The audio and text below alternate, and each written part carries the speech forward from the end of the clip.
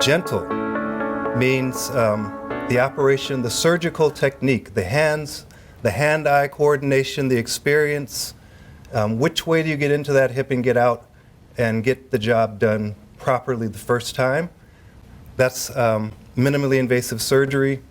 These are the incisions that are possible today. We show the tattoos because we can't even see the incision on those two patients, but they had a hip and a knee replacement.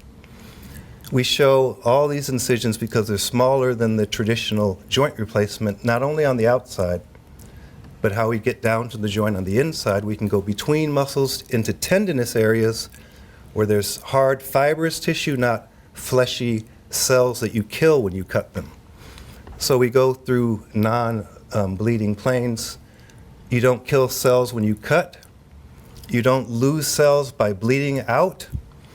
And you get in and get out quickly. It's not minimally invasive if you're in there for 6 hours.